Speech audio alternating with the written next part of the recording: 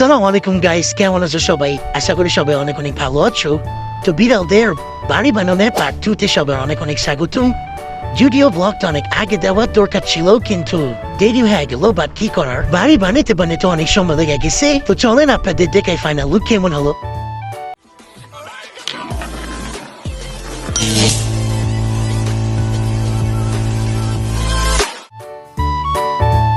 এই যে আমাদের ফ্রেমটা, এখন এটাতে একটু কুয়াশা মাঝে দিয়ে এটাকে চমকায় দিবে।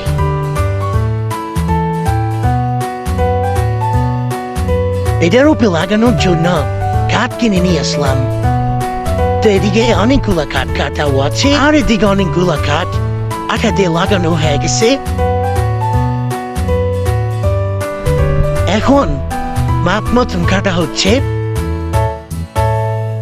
এইবার কিভাবে কি করে আপনারা দেখতে থাকেন, আমি ভিডিওটা ফাস্ট করে দিচ্ছি।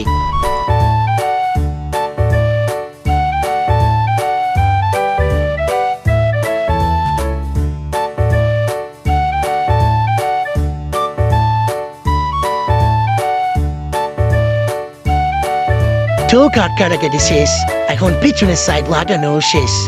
তো ফুল বাইরেতে কাঠ লাগাই দেন আপনাদেরকে দেখাই কেমন হয়েছে। তো ফাইনালি কাঠ লাগানো শেষ, কাজ শেষ করতে উঠতে প্রায় রাত 12:30 বেজে গেছিল। তো ফুল রং টং করে দেন আপনাদেরকে দেখাবো পরে। 2000 years later. তো গাইস, বাড়িটা অবশেষে হয়ে গেল, চলেন আপনাদেরকে দেখাই।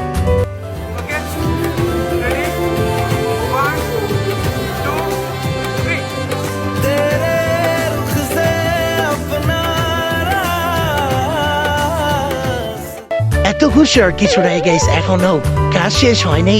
তো এখন এটার উপরে আরো কিছু রং বাকি আছে, তো ওগুলো এখন করবো।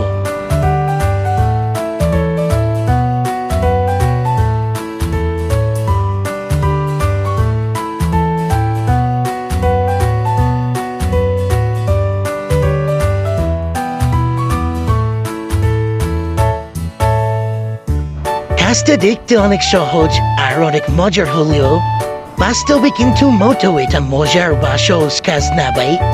অনেক কঠিন কাজ, যেটা নিজে না করলে কখনোই বুঝতাম না।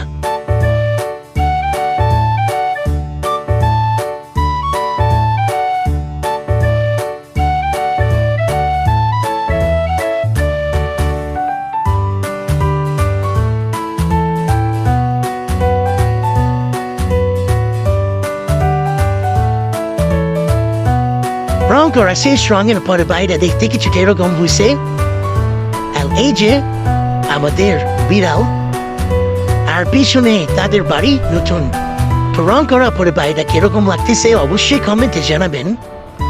আর আজকে এই ভিডিওটা ছিল এই পর্যন্তই। সবাই ভালো থাকবেন, আল্লাহ হাফিজ।